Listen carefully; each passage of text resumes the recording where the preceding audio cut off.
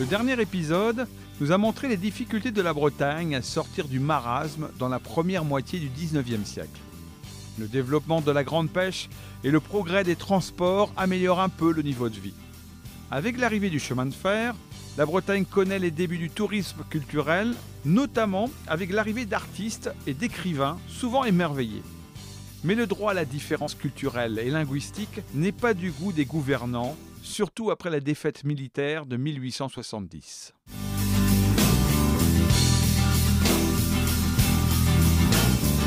On se rapproche du milieu du 19e siècle. Comment est-ce que les élites françaises percevaient la Bretagne de l'époque ? Disons que la Bretagne, à partir de 1830, devient à la mode, notamment chez les gens cultivés, chez les intellectuels, chez les artistes. Ils viennent en Bretagne et ils croient découvrir un monde lointain. C'est un petit peu Tahiti pour eux, c'est un petit peu l'exotisme. Et dans cette recherche d'exotisme, ils trouvent que la Bretagne, c'est très proche géographiquement de Paris. Ils peuvent venir assez facilement. Ils font provision de cet exotisme, donc une langue, des traditions, des costumes. Et tout ça leur paraît extraordinaire. Ces visiteurs, comme Flaubert, comme d'autres, vont dans un premier temps être attendris par la Bretagne qu'ils découvrent. Ces petits Bretons qui vivent comme autrefois, ou qui vivent comme en Afrique, ou comme en Amérique du Sud. Parmi eux, Cambry, un voyageur, Flaubert et Maxime Ducamp, l'ami de Flaubert. D'accord. Et puis de nombreux peintres. Les peintres commencent à venir en Bretagne à partir de 1860-70 et vont s'y installer. On peut citer Gauguin, bien sûr, qui est venu en Bretagne en 1886, qui s'y est installé et qui a entraîné la venue de pas mal d'autres peintres qui ont formé ce qu'on appelle l'école de Pont-Aven, groupe de peintres qui se voient, qui travaillent ensemble, qui vont aux plages, notamment à la plage du Pouldu, qui inaugure un style un peu différent de peinture, avec des couleurs vives et puis des scènes de vie quotidienne. Les peintres viennent en Bretagne en bonne partie pour la couleur qu'ils vont trouver ici, donc des couleurs beaucoup plus vives qu'ailleurs, et puis cette fameuse lumière bretonne qui peut changer plusieurs fois par jour.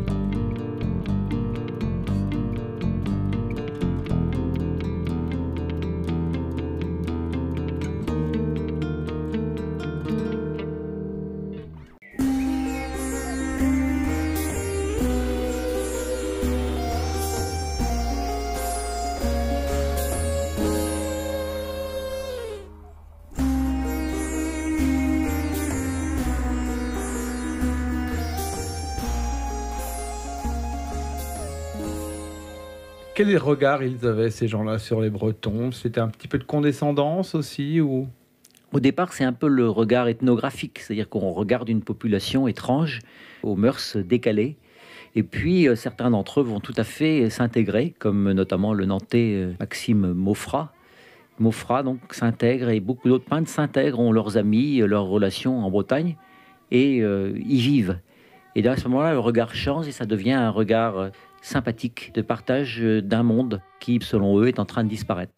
Ce qu'il faut dire, c'est qu'à cette époque, on est en plein dans l'effort de colonisation française à l'étranger mené par Jules Ferry. Oui, le ministre de l'Instruction publique, qui va lancer en France une politique de scolarisation intensive sur la seule langue française et qui va progressivement imposer la même pratique dans les colonies, avec le même principe de négation des langues locales. Complètement, en tout cas décomplexé quant aux moyens qu'il faut mettre en œuvre pour arriver à ses fins en fait. Oui, on va donc appliquer des méthodes relativement dures, des sanctions contre les élèves qui ne parlent pas la langue française. On met quelque chose autour du cou, ce qu'on appelle le symbole. Dans des pays africains, c'était un coquillage que l'on mettait autour du cou. Donc il y a une analogie dans les méthodes. Les populations différentes, comme les Bretons, mais aussi comme les Africains, à un autre degré, sont des populations qu'il faut civiliser, qu'il faut élever, parce qu'elles sont inférieures. Donc il y a cette vision de populations inférieures qui n'ont pas de culture propre, ou alors dont il faut condamner ou combattre la culture. Le paradoxe, c'est qu'à l'époque, donc Jules Ferry représentait un gouvernement de gauche et que la droite était plutôt anti-colonie pour question de rentabilité. C'est ça, les colonies pour la droite, ça coûte cher, ce n'est pas intéressant. Alors que pour la gauche, il y a un grand dessein. La France peut être une grande puissance si elle va dans les colonies et constitue un grand empire colonial. Si elle apporte sa culture, il y a une sorte de vision messianiste dans la gauche. Le problème, c'est que les méthodes utilisées de part et d'autre pour inculquer le français aux Bretons sont difficilement avouables. C'est une méthode de répression, alors qu'on pouvait parfaitement utiliser les acquis des Bretons dans leur langue et dans leur culture pour faire des comparaisons et arriver à une sorte de bilinguisme. Mais assez rapidement, donc, l'école française a refusé le bilinguisme et a misé complètement sur le monolinguisme français. Il y avait eu quand même des tentatives de bilinguisme ou des gens qui avaient dit « bon, attendez, il y a peut-être une autre méthode ». Beaucoup d'instituteurs qui étaient bretonnants ont enseigné le français à partir du breton. On a trouvé des méthodes d'ailleurs qui enseignaient le français à partir du breton. Mais ensuite sont venus les ordres de la hiérarchie des inspecteurs pour mettre fin à cette pratique. Dans chaque département, on établit des écoles normales pour former les instituteurs. Et là, on leur inculque le principe du monolinguisme. Et ce qui va d'ailleurs être un désastre parce qu'on perd l'aptitude à apprendre les langues si on condamne le bilinguisme chez les petits. Et donc, si les Français en général ont été relativement mauvais dans l'apprentissage des autres langues, c'est sans doute parce qu'ils ont condamné les langues de France. Il y avait aussi des dommages collatéraux parce qu'on parlait une certaine langue dans la cour de l'école et une autre à la maison. C'est ça, on rentrait chez soi, c'était un monde différent avec une langue différente. À l'école, on est handicapé parce qu'on n'a pas tous les mots en français. Et à la maison, donc, on est un petit peu honteux parce qu'il faut utiliser la langue locale. Francisation génératrice d'échecs scolaires, donc d'exclusion. Oui, donc une partie des élèves n'ont pas réussi à apprendre le français correctement et se sont trouvés rapidement évincés de l'école sans certificat d'études. Et donc ces gens-là ont été un peu en marge de la société ou alors sont restés dans le monde agricole au niveau des fermes les plus petites et en difficulté. Une certaine indigence en fait. Oui, donc la pauvreté s'est beaucoup développée dans les campagnes et à la fin du 19e siècle, il y a près d'un tiers de pauvres. Les écoles privées ont boité le pas aussi de l'école publique à ce niveau-là. Oui, il n'y a pas eu de différence publique-privée dans ce domaine-là. Les écoles privées, à quelques années de décalage près, ont appliqué les mêmes principes du monolinguisme en faisant fi finalement des potentialités des enfants.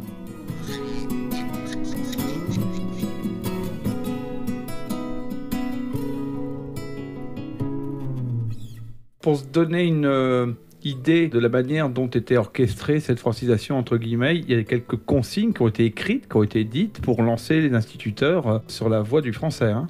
Oui, donc il fallait interdire complètement le breton dans l'école, à l'extérieur également, et l'employer le moins possible. On a même eu un panneau qui a été affiché, et il est interdit de cracher par terre et de parler breton. Et il y a quelques citations qui sont restées célèbres concernant le fait qu'il faille franciser le breton. Oui, c'est ça. 1831. Auguste Romieux, sous-préfet de Quimperlé.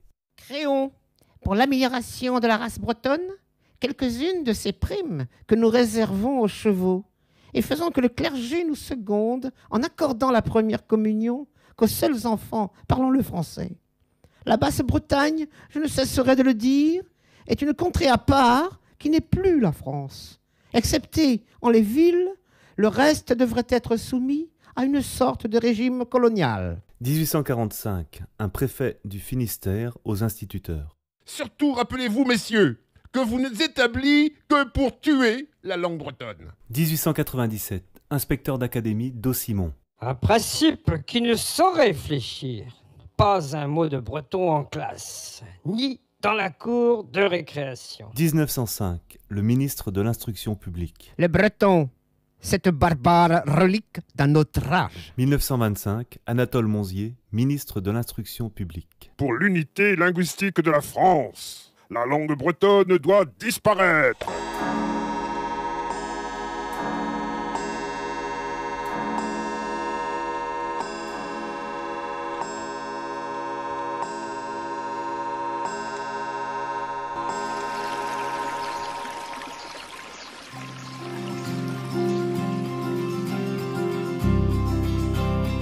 Malgré des efforts partagés pour mieux scolariser les jeunes Bretons, la richesse linguistique de la Bretagne n'est guère prise en compte. Elle est pourtant réelle et appuyée sur 2 langues que parle une majorité de la population. C'est ce que l'on découvrira dans le prochain épisode de La Bretagne en Histoire.